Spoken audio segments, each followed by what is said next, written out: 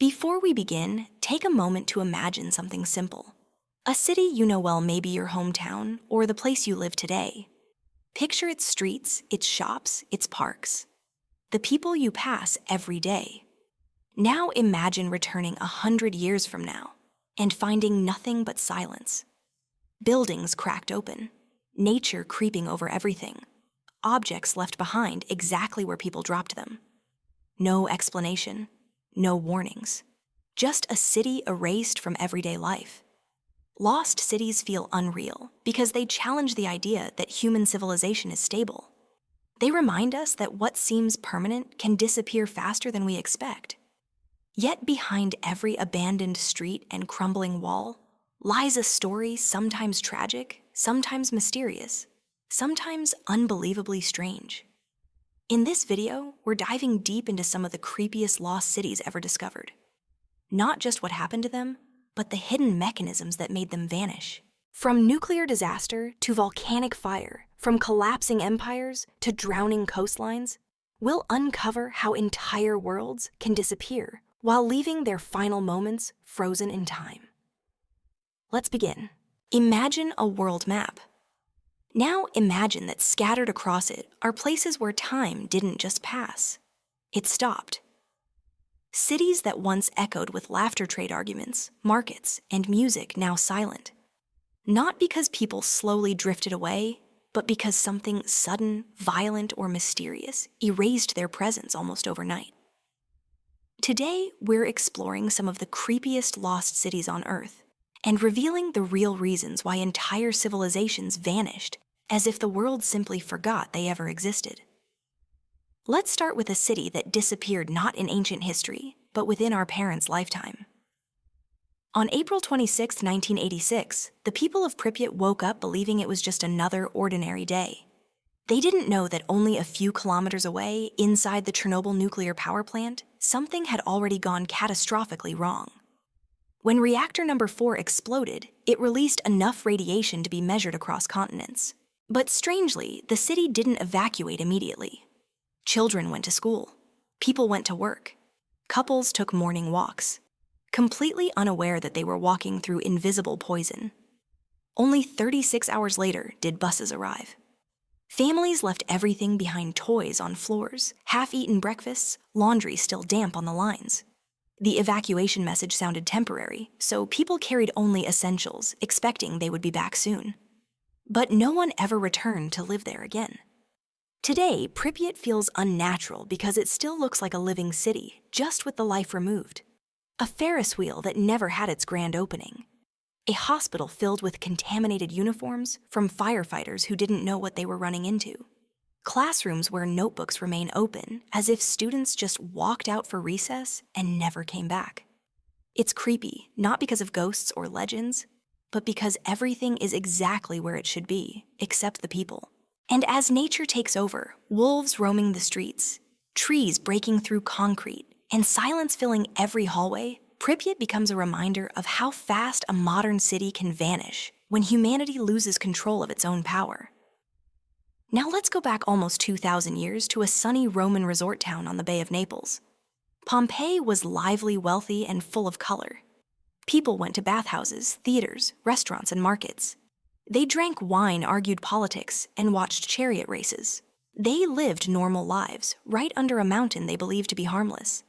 That mountain was Vesuvius, which erupted in the year 79 AD, with such violence that it blasted ash more than 30 kilometers into the sky. The eruption wasn't just big, it was fast.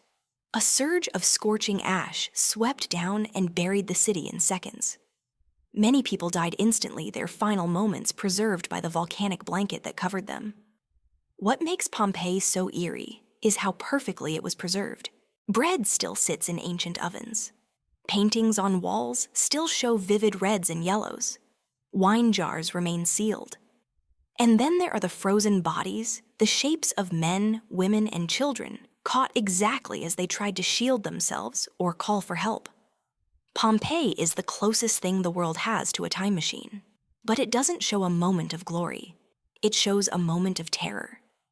It's creepy because everything feels almost too human. These were ordinary people who woke up thinking they had all the time in the world.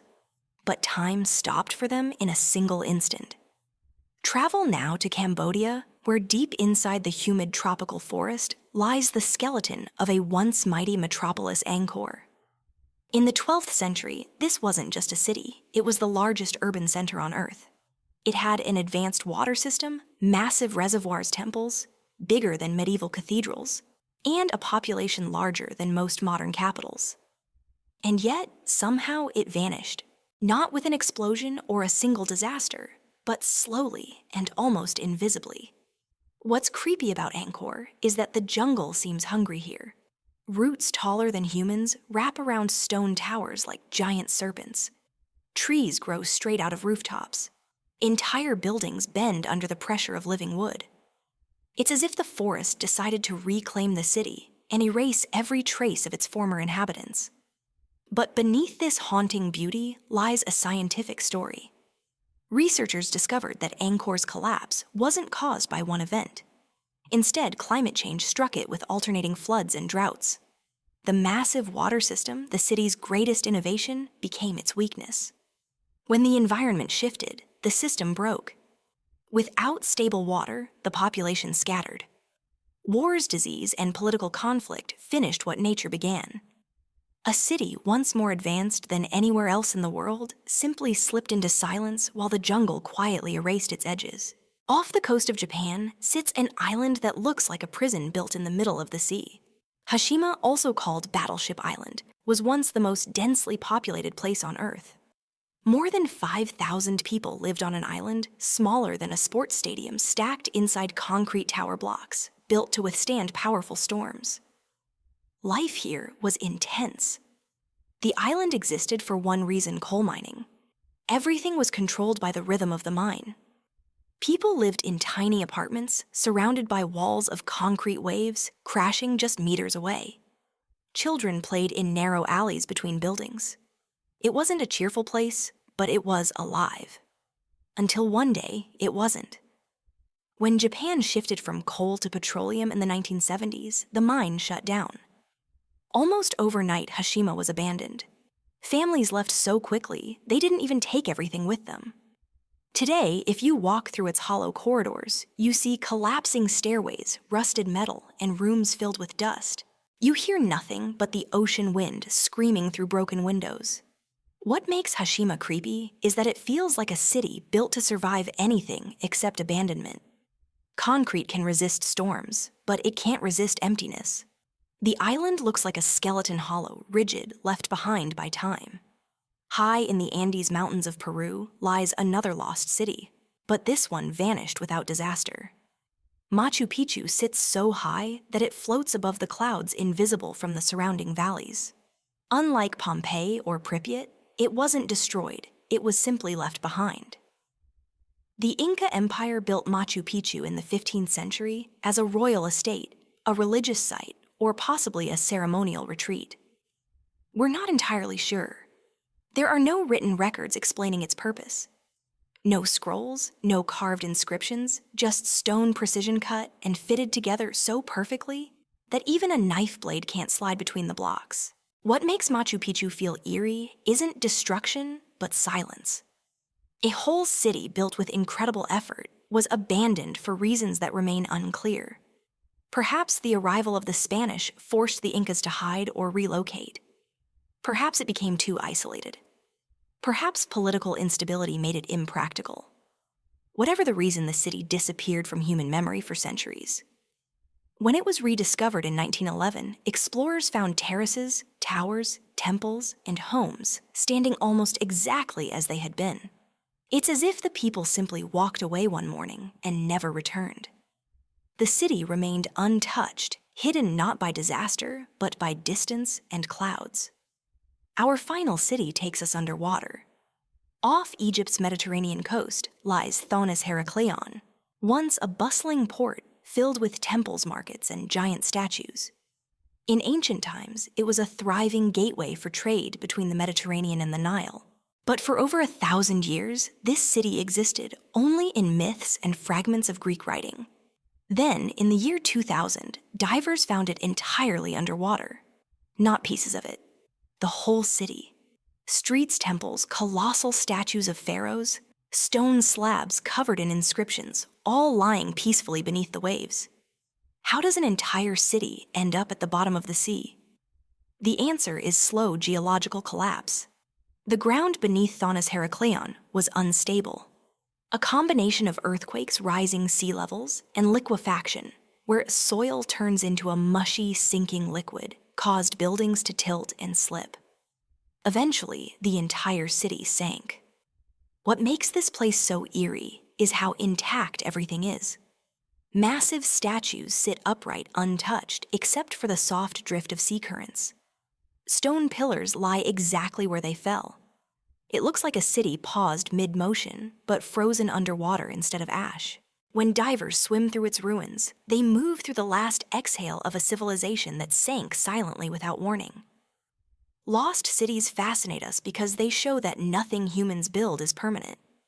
Whether it's the violent power of a volcano, the invisible danger of radiation, the slow erosion of climate, the collapse of industry, or the relentless advance of nature, every city faces forces bigger than itself.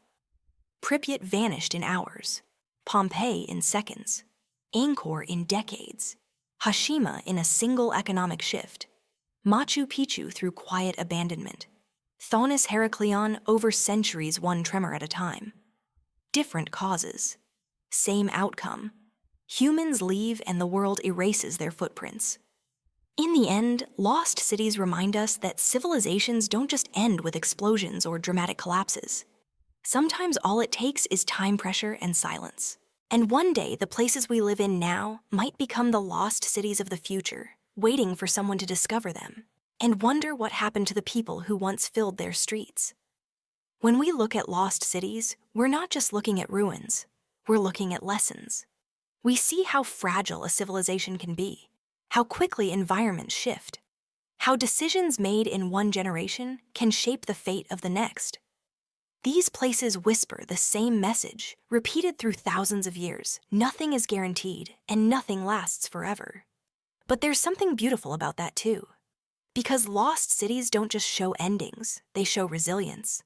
They show how nature heals, how stories survive, and how curiosity continues long after walls have crumbled. Every rediscovered city is a reminder that even when people disappear, their world is never truly gone. There will always be someone in the future who uncovers the ruins, asks questions, and wonders who we were. If you enjoyed this journey into forgotten places, consider exploring more strange and fascinating corners of our world. Because the more we understand about the cities that vanished, the better we understand the one we're living in today. Thanks for watching.